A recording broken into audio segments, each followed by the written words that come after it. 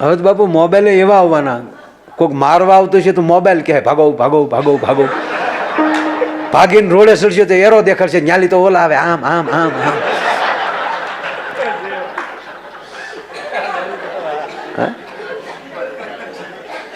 અરે અમે પ્રોગ્રામમાં જતા હતા ને, એટલે મારે એક ટેવ છે, કોઈક રસ્તે ઊંચો હાથ કરે તો જાતા હોય તો અરે બેહાડ લેવાના. આપણે બે કામ થાય, એક તો કેળા દેખાડે, પણ હવે તો કઈ રસ્તો જોવાનું બહુ રહે નહીં. પણ આપણા તો ગૂગલ એવા છે, એ કે અહીંયા આવી જઈએ તો કોઈકને હેઠે સડી જાય આપણે. એ રોડ તો વળાઈ ગયો હોય, એ રોડ તો વંડિયું થઈ ગયું હોય. એટલે ટૂંકમાં મેં એક બાપાને બેહાડ્યા, તે બાપા ગાડીમાં પાછલી સીટ ઉપર બેઠા હતા ને અમે જતા હતા. તો ઓલો રસ્તો 300 કિલોમીટર પછી 300 મીટર પછી ડાબા વળજો, 2-3 વાર બોલે ને જે વળવાનું હોય પહેલાં. તે બાપા જોવે કે મારા દીકરા હતાડી દીધી લાગે હું આવ્યો એમાં. આમ આમ જોયો છે, હકીકત નજરે પડે આમ આમ જોયો. એટલે મને પાછી એ ખબર નહીં, મારે એમ થયું કે બાપાને ફેર સડ્યા કે વાય આવ્યા થયું. હું કહું બાપા ફેર સડે? મને કે ના રે ના, ફેર હું સડે, પણ આ ગગી ક્યાં બોલે? મને કે અરે બાપા ગગી નથી બોલતી, મેપ છે મેપ. મને કે હે ભાઈ અમે આ કેળા નથી જોયા, આ સોડી અહીંયા કરે જોઈ ગઈ છે બધા. હવે એને સમજાવવા જ કેમ તમે કહો? બાકી દિવસ તો એવા જોયા છે, દિવાળી કેદી આવે, કેદી નવા જોડ કપડાં આવે. આ ફાટલા જીન્સ પહેરવાની ફેશન નીકળશે ખબર નહોતી, નહીં ત્યારે આપણા જૂના હાશવીને રાખતો મરી ગયા થીંગડા મારી મારી.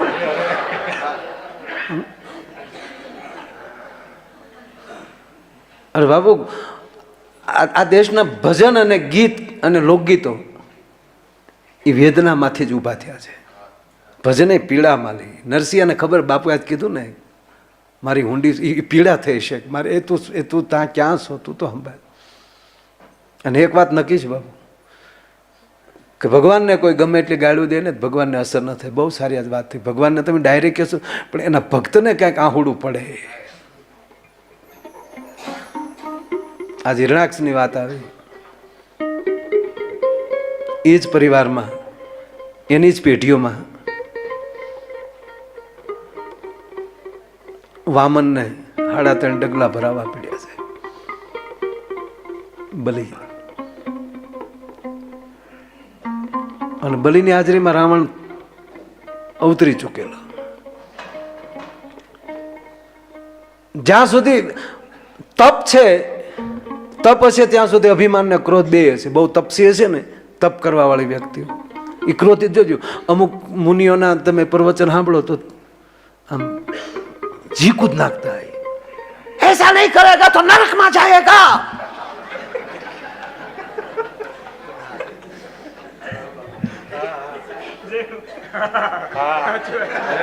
નથી રહ્યા બિચારા. કોઈ પણ તપસી હોય એમાં તેજ બહુ હોય, ક્રોધ હોય, ઉપવાસ રહી રહીને.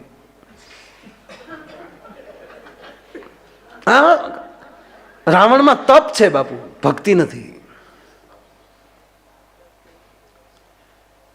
અને ભક્તિ જ વિવેકનો જન્મ કરાવે. રાવણમાં બહુ તપ હતું, બહુ. હવે કૈલાસ ઉસો કર્યો ને પછી પાર્વતીજીએ ભોળાનાથને કીધું કે તમારે ત્યાં લંકાજીને પૂજા કરે, અહીં માથાળો અહીંયા ન આવવો જોઈએ. તમે હતા સમાધિમાં ને, એને હળુડુડું ઊંસું કર્યું ને, જે ગણપતિને અને કાર્તિકીને મેં પકડ્યા બરફમાં લહરતા હતા ડોહા, આખો હળુડુડુડુડુ. એ અહીંયા કૈલા અહીંયા ઘીરે તો ન જ આવવો જોવે. એ તમારો શિષ્ય ભલે રહ્યો, તમે જાણો તમારો શિષ્ય જાણે, ત્યાં રાખો.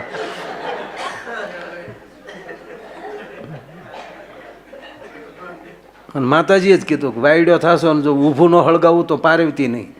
પછી જે સીતાજીને પ્રેરણા દીધી, જો હવે તું લુખેશ એકલો બાપુ બાપુ જ કરશો, માને માનતો જ નથી.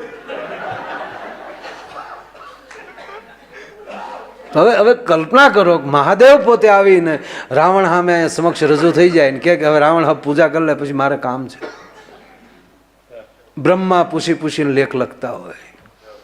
એની આ લંકાની જાહો જલાલી બાબુ કેવી છે? આજે લંકામાં બેઠા છીએ, બ્રહ્મા પૂછી વિધાતા પોતે પૂછીને લેખ લખે. બ્રહ્મા વિધાતા બ્રહ્મા હવે આનું એને અભિમાન કે જગતનો બાપ મહાદેવ જો મને મારી આગળ હાજર થઈ જતા હોય, એનો એકલો તો હું શિષ્ય, અને બ્રહ્મા મને પૂછી પૂછીને કામ કરતા હોય, અને હવે જો વિષ્ણુ મારા હાથમાં આવી જાય અને ત્રણેય લોકમાં મારો ડંકો વાગી જાય, પછી તો રાવણને બાપુ લવણ થઈ ગયું. જેવન કે વિષ્ણુને ભેળ્યા, કે પણ ઉભો વિષ્ણુને ભેળ્યા. દ્રષ્ટાંત છે. જે મળે ને લંકેશ કી જય, વિષ્ણુને ભેળ્યા. એમાં કોકે કીધું કે બલી આરે હારા સંબંધ છે હમણાં. ઓ અપને વાલા કહા, અપને વાલા. ત્યારે પાતાળ લોકનું રાજ આપેલું નારાયણે. બલીને દ્વારે રાવણ આવ્યો છે, ત્રાડવા મળ્યો છે. એ બલી, બહાર આવ બલી, એ બલુ. રાવણ તો એને જ રાવણ કહેવાય ને, વિવેક વગેરે ભક્તિ ન હોય ત્યાં સુધી વિવેક ન હોય.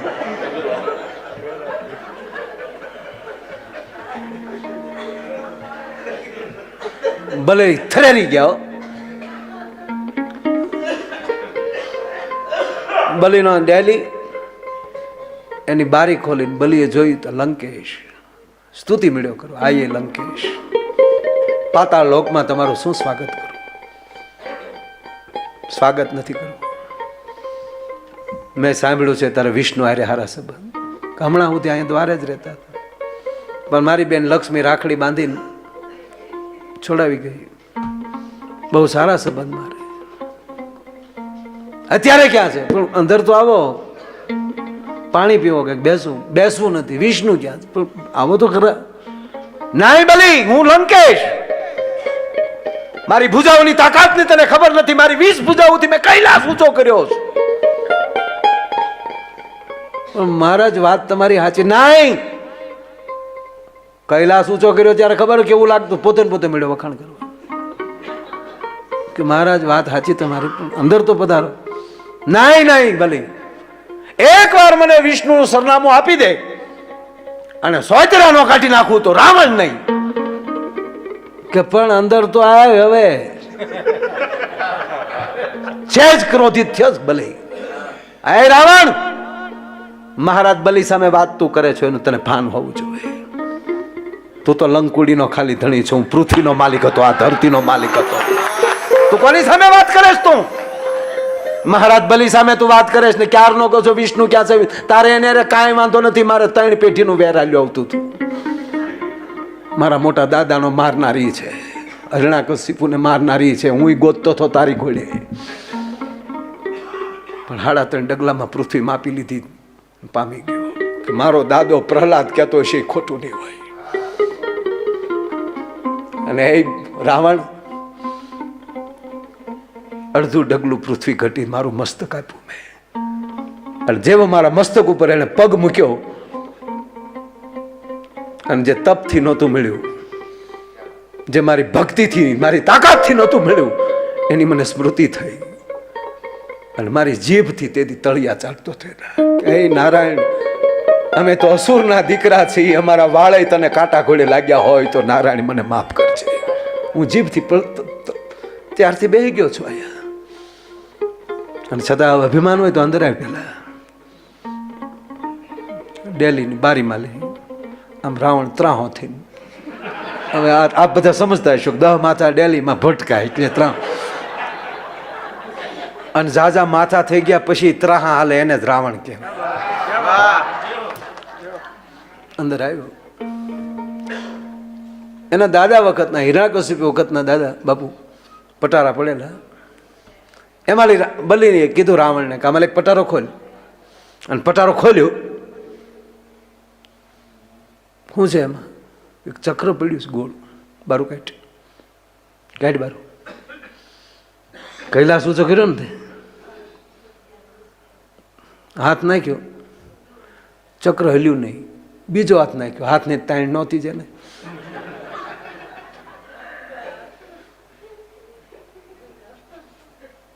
બાપુ એ ક્યારે 10 જાતનું ભોજન ખાતો હોય, અથાણું બીજા મોઢામાં જતું હોય, પાપડ બીજા મોઢામાં જતો,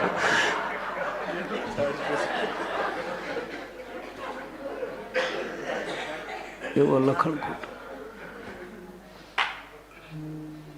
કહેવાય ગયું. સેલે પટારાના દરવાજાનો આમ ઘા કર્યો, સ્વયં રાવણ અંદર ઉતર્યો, 20 ભુજાઓની તાકાત કરી. 20 ભુજાનો અર્થ એ પણ થઈ શકે કે શક્તિની પરાકાષ્ઠા. ભગવતીને 20 ભુજાળી કહેવામાં આવી છે. શક્તિને માપ ના આવી શકે એને પછી એને 20 ભુજા, પણ 20 ભુજાઓની તાકાત કરી. પરસેવો વળ્યો બાપુ, પણ ચક્ર ન હલ્યું. ભોઠો બહુ પીડ્યો રાવણ. બલી હામું જોવા, બલી હામું જોવે તો આમ શુક્ર હામું જોવે. કાં રાવણ છે હું આ? સાંભળ રાવણ, કૈલાસ ઊંચો થયો હશે તે તારી ભક્તિથી થયો છે, તારી શક્તિથી નહીં. તારું ભજન હશે કે પણ આ શું છે કે ક્યારનો એમ કહેશો કે મેં કૈલાસ ઊંચો કર્યો, કૈલાસ ઊંચો કર્યો. એ કાંઈ નથી, મારા દાદા હિરણાકશિપુના કાનનું કુંડળ છે. બીજો પટારો ખોલ, બીજામાં પીડ્યું બીજું. તો એ રાવણ જેમનું કાનનું કુંડળ એવું હશે તો એના બાજુબંધ કેવા હશે? એના બાજુબંધ એવા હોય તો એના પગની મોજડીઓ કેવી હશે? એ રાવણ એના માથાનો મુંગટ કેવો હશે? છે પટારામ દેખાડું કે જો નથી. તો રાવણ સાંભળી લે એનું બખ્તર કેવું હશે. અને છોડ રાવણ એના હાથની ગદા કેવી છે? આ કુંડળનો પહેરનાર જો બીજા પટારામાં ગદા પડી છે, આ ગદાને ટચલી આંગળીએ રમાડનાર મારો દાદો હિરણાકશિપુ.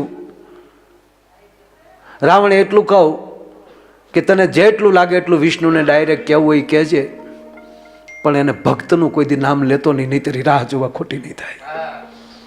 મારો દાદો હિરણાકશિપુ એટલો બધો બેકી ગયો હતો, એટલું જોર હતું એનામાં.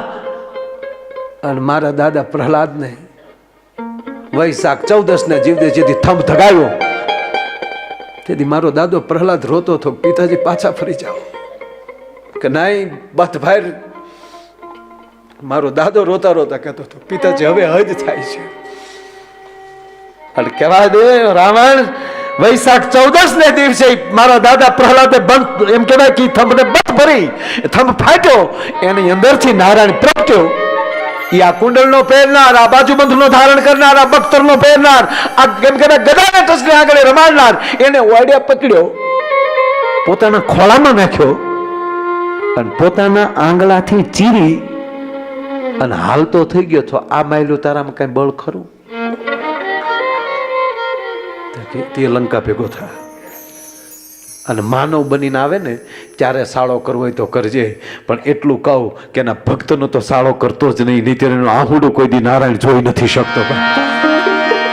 બાપુ એક વાર બહુ સારી વાત કરેલી પૂજી મોરારી બાપુએ કે અહીંયા દ્રૌપદીને શેલી મોઢામાં ગાંઠ રહી ગયેલી, અને કૃષ્ણ દ્વારકામાં બાપુ અટારીએ જાય ન્યાલી પાછો આવે, અટારીએ જાય ન્યાલી. રૂક્ષ્મણી સત્યભામા પૂછે પ્રભુ શું કે દ્રૌપદીની હાલત, તો જાવ ને પણ મને રસ્તો ચડવો જોવે ને, હું ક્યાં કેડે પગું? કે રસ્તો? હા મને રસ્તો નથી ચડતો, ક્યાં રસ્તે હું ડાયરેક્ટ પહોંચું એવો તો કેળો જોવે ને.